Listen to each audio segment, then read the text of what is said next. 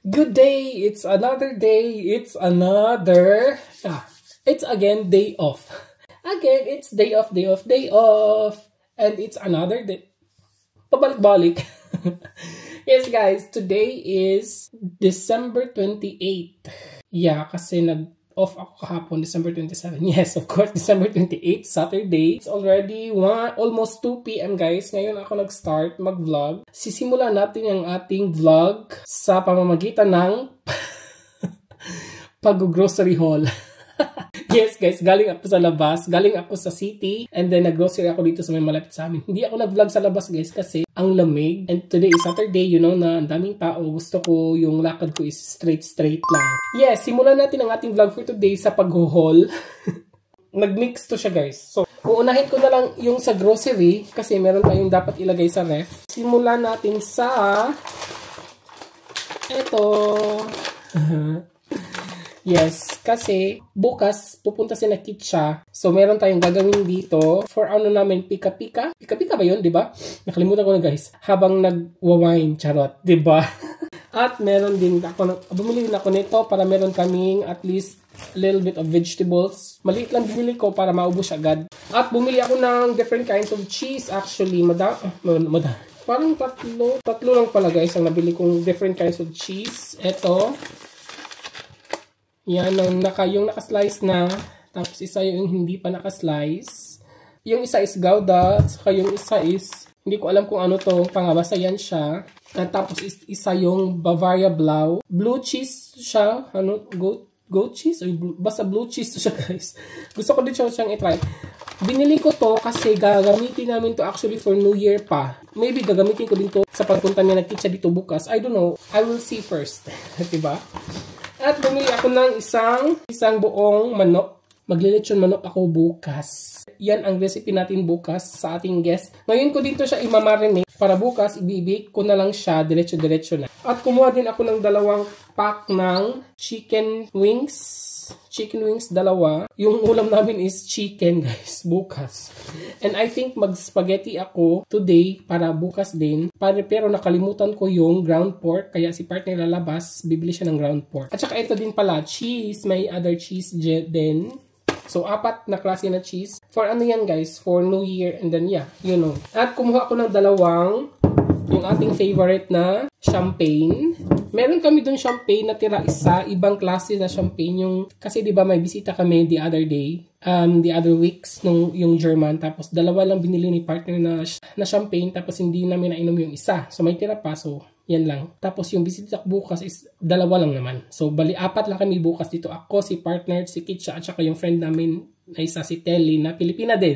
At saka meron pa dito, sa ano din to, sa grocery ko din to binili. Nilagay ko na lang siya dito guys kasi ano, ayan, pistachios, 2 pack. Kasi nga, diba, habang nagiinom may ano guys. Tapos, meron ding 2 klaseng mixed nuts. 2 pack pala mixed nuts. Yan. So, isa-isa niyan gagamitin ko din for New Year. So, nag-start lang ako bumili today for New Year's also para hindi ma-stress. Diba? Feeling busy, ma-stress talaga. Yun ang ay meron pa. Eto, kay partner to, uulamin niya to today ata. Yan yung nabili ko sa Revi, sa grocery. At ang nabayad ko sa grocery guys is, grocery ba to? Sa Revi ba to? Yeah, ang nabayad ko doon is 57.92 euros. Ayan. And then nagpunta ako, uunahin na lang natin yung sa DM guys, kasi yung first ko na pinuntahan is nasa ilalim. So yung second ko na pinuntahan actually. Third, ito kasi yung guys. Third to kasi papauwiin ako ng bahay. And then yung second ko na pinuntahan is sa DM. Medyo madami-dami ako nakuha sa DM guys. Kumuha ako ng deodorant. Gusto ko to i-try kasi ito daw ginagamit ni Ellen. Okay daw. Maganda daw. So try ko. Kasi naano na ako sa mga deodorant dito guys. Pag gumagamit ako ng deodorant, let's say sa morning, tapos pag gabi na siya, parang humahapdi yung underarm ko. Kahit anong gamit, kahit na anong klaseng, nagtatry na ako ng kahit ng iba-ibang klase. So, gusto ko to siyang itry. And bumili ako ng, para siyang dental floss, pero yung isisix, yung ano lang siya, ganyan yung klase. So, 3 binili ko. Kasi nagustuhan ko yung size na to. Manipis lang siya. Nagustuhan ko siya. So, kaya medyo madami-dami. Pinuha natin. At again, pabango sa bathroom. And ano pa ba?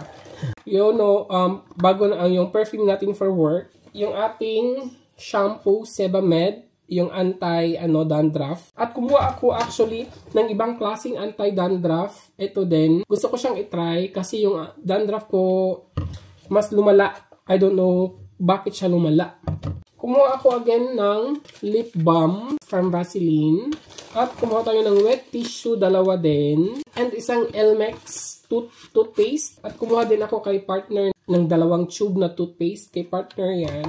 Yun ang nabili ko sa DM. Ang nabayad ko doon is 46.25 euros. Nagpunta pala ako Asia Store. Wala akong resibo dito. Nagpunta ako sa Asia Store, bumili ako ng tanglad. Kasi nga, di ba, maglelechon manok tayo, di ba? At kumuha ako ng 2 spaghetti sauce. Kasi nagpa-plan din akong Filipino-style spaghetti for tonight and tomorrow. And then, 4 na Indomie na pancit canton. Yun ang nabili ko sa Asia Store. I think, nabayad ko doon mga 15 euros ata or 20, something like that. And then, nagpunta ako. First, ang pinuntahan ko, guys, actually, is yung Rituals. Rituals kasi bumili ako ng hand cream. 4 na hand cream. Kasi may bibigyan tayo nito pang Christmas gift. Late Christmas gift. Lagay ko lang muna sila dito. Ayun lang siya, guys. Yun lang ang haul natin for today. Uutusan ko pa si partner na lumabas kasi kailangan ng ground pork at saka spring onions for the lechon manok. And then ipapabili ko sa kanya yung pang snacks namin with for coffee later. I'm finished. Good. Then, Sorry. so we need ground pork, Beef here. 2-pack, and then spring onions and grapes, and then cake or bread for coffee. Niet is voorzien. Max doe niet. Ach so, dan okay, good, dan is. Zullen we eerst essen, oder? Before the guest, okay. Okay, good. Before siya alis, guys, magka-coffee na muna kami kasi hindi na lang siya bibili sa labas. Meron naman kami yung mga binigay sa mga friends namin. So, yun ang kakainin namin. And nalinis ko na yung ating buong manok at saka yung ating chicken wings. Imamarinate ko sila and then bukas na to sila lulutuin. Ano to siya, guys? Simple lang to siya, guys, yung aking ipagmamarinate nito. Para lang siyang lechon manok Bisaya. Yung ingredients is spring onions lang, tanglad, lemongrass, and onions. Hindi ako gagamit ng garlic. And, of course, salt and pepper, soy sauce, and vinegar. Maglalagay na tayo ng konting vinegar. What we are going to do first is, I think kailangan ko nito, pampaano kasi ito sila, guys, pampalak ng meat. Ang kailangan lang natin gawin is, maglagay lang ako first ng salt sa loob ng manok. Diba? Yun. Nakatayo talaga yung manok. Ang cute tingnan. Natatawa ako sa manok case. Parang yung tawag nun sa Cebu. Nituwad. And then, lagyan natin ng pepper. Madami. Gusto natin madaming pepper, guys, diba? Mas masarap kasi siya. And then, para mag-ano siya, guys, dito, sa maglalagay din ako actually ng salt. Yan. Para may lasa yung ating mga lamas. So, i-mix-mix ko na lang to. Ilagay ko talaga siya lahat, guys, sa loob. Yung tanglad. So, mag-uot to sila sa loob. So, mag-uot. Sana magkasya to lahat. Ang liit pa naman ng manok. Akala ko malaki yung manok na ko, guys. Nabili ko. Maliit pala. O, diba? Ayan. Tapos, so, ilak natin siya ng ganito. Ayan. Spread lang tayo ng asin. Dito ako magmamarinate, guys. Ilagay ko siya sa plastic para diba? Tumayo si Mr. ang tawag nito. Maglagay na ako ng, tawag nito, soy sauce. Hindi naman masyado madami. Yung vinegar din, maliit lang siya, guys. Pampaano lang to. Hindi naman siya masyado madami.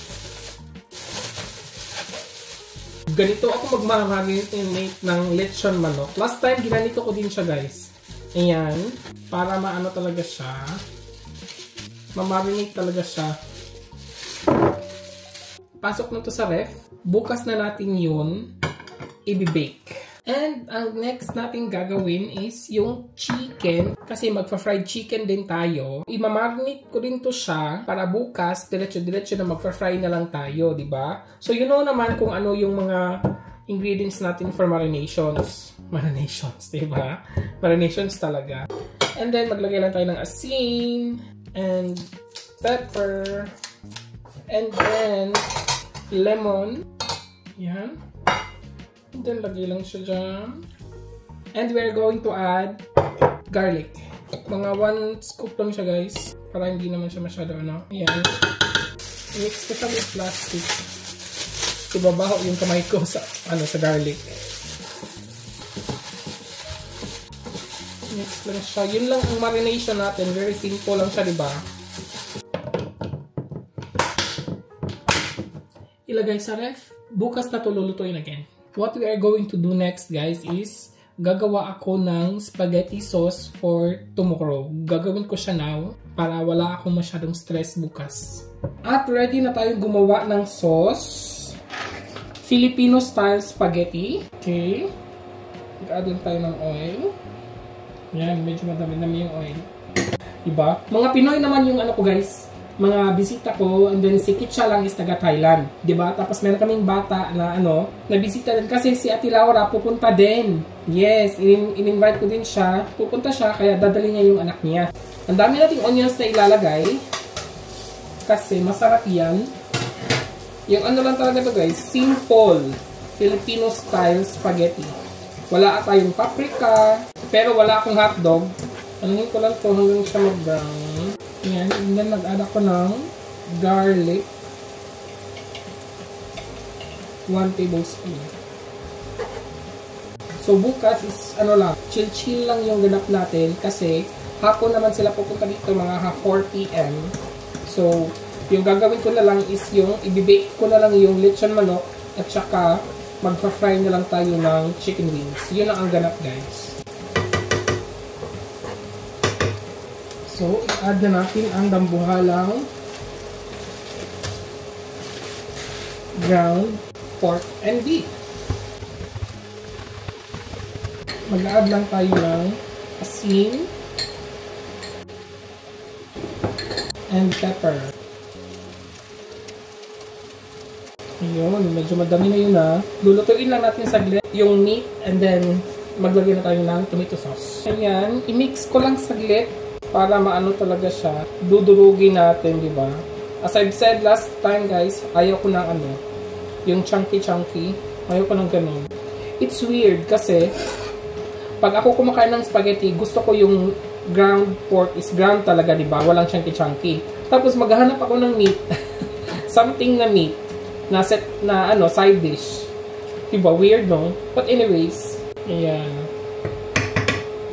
And meron kasi akong tirang lemon juice. Half lang siya. So, ilalagay na lang natin din. Ayan. Maliit lang naman. Maliit lang naman yun. Parang wala lang yun. Parang walang effect lang yun dito. And magre-ready na tayo ng ating sauce. Kasi maglalagay na tayo very soon. I-mix lang natin saglit ulit. Bago tayo maglagay ng ating sauce. Mabango. Siguro kakain ako nito mamaya. Pang dinner namin. So, maglagay na tayo ng tomato sauce. And yung tomato sauce na other Ayan. Maglagay lang din ako ng konting guys, tomato paste. Ayan. I-mix ko lang yung tomato paste para siya. Nagkasya naman. Kasya naman siya. Uy, ang ganda. Oh my God. Nagugutom ako. Kakain talaga ako nito ngayon. Lulutuin na natin yung tomato sauce. Ayan, guys. Luto na siya. Nakakatakam. Ang bango. Ang bango-bango. This is our Filipino style spaghetti sauce. Diba?